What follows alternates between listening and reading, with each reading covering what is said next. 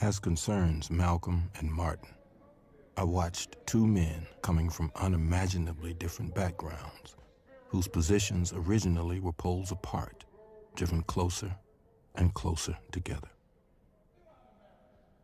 By the time each died, their positions had become virtually the same position. It can be said indeed that Martin picked up Malcolm's burden, articulated the vision which Malcolm had begun to see and for which he paid with his life, and that Malcolm was one of the people Martin saw on the mountaintop. Medgar was too young to have seen this happen, though he hoped for it and would not have been surprised. But Medgar was murdered first. I was older than Medgar, Malcolm, and Martin. I was raised to believe that the eldest was supposed to be a model for the younger, and was, of course, expected to die first. Not one of these three lived to be 40. Any kind of action, by any means necessary.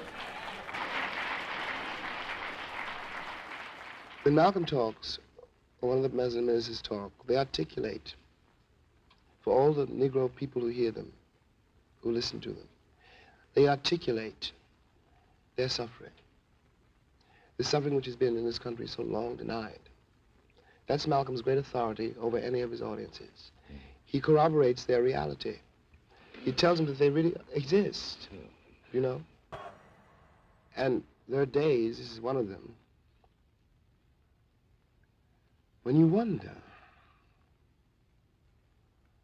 what your role is in this country and what your future is in it. How precisely you're going to reconcile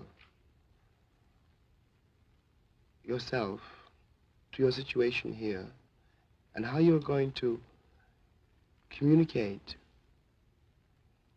to the vast, heedless, unthinking,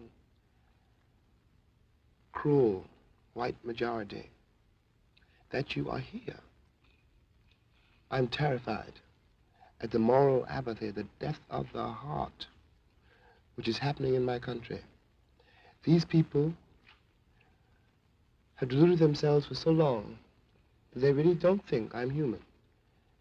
I base this on their conduct, not on what they say. And this means that they have become, in themselves, moral monsters. Moral monsters. Moral monsters. Who taught you to hate your own kind? Who taught you to hate the race that you belong to? So much so that you don't want to be around each other. No, before you come asking Mr. Muhammad, does he teach hate, you should ask yourself, who taught you to hate being what God gave you? And I, for one, as a Muslim, believe that the white man is intelligent enough. If he were made to realize how black people really feel and how fed up we are without that old compromise and sweet talk. Stop sweet talking him. Tell him how you feel. Tell him what kind of hell you've been catching, and let him know that if he's not ready to clean his house up, if he's not ready to clean his house up, he shouldn't have a house. It should catch on fire and burn down. Violent, angry. Wake up. Wake up. I must sketch now the famous Bobby Kennedy meeting. Lorraine Hansberry would not be very much younger than I am now if she were alive. At the time of the Bobby Kennedy meeting, she was 33. That was one of the very last times I saw her on her feet, and she died at the age of 34. I miss her so much. People forget how young everybody was. Bobby Kennedy, for another quite different example, was 38. We wanted him to tell his brother, the president, to personally escort to school on that day or the day after a small black girl already scheduled to enter Deep South School. That way, we said, it will be clear that whoever spits on that child will be spitting on the nation. He didn't understand this either. It would be, he said, a meaningless moral gesture. We would like, said Lorraine, from you a moral commitment. He looked insulted, seemed to feel that he'd been wasting his time. Well, Lorraine sat still, watching all the while. She looked at Bobby Kennedy, who perhaps for the first time looked at her.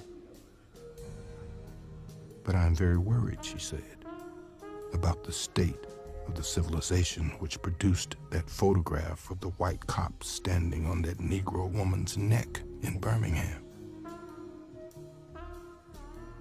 Then she smiled, and I am glad that she was not smiling at me. Goodbye, Mr. Attorney General, she said, and turned and walked out of the room. Hi, my name is Amanda Enzo, and this Max Patch that I created investigates the historical references of the artists Lorraine Hansberry and James Baldwin, and specifically their intimate relationships with the tyrannical and immoral government of the United States, as well as James Baldwin's relationship with the late Medgar Evers, Martin Luther King Jr., and Malcolm X. Which really shaped the state of the world. The visuals that I used in jit.world and in jit.movie are substantially useful in the patch, as a few of the Vizze tools help to shape the context of the black and white footage. I also built in an ezadc objects, which helped influence the visuals as I spoke, adding a deeper flair and disassociation of that reality. Are we in 1965 or 2020 or 1990 or even 1786?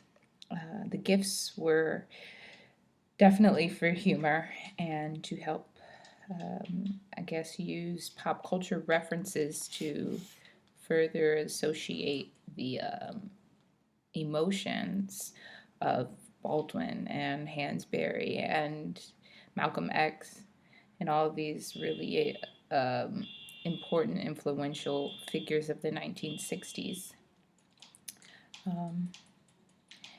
How do we rectify ourselves with the reality? It's one of the questions that James Baldwin poses.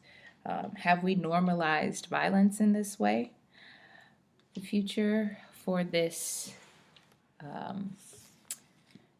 patch really is to build it into a technology that's immersive and interesting, that's akin to something like Zero Space, and purely a setting form, not as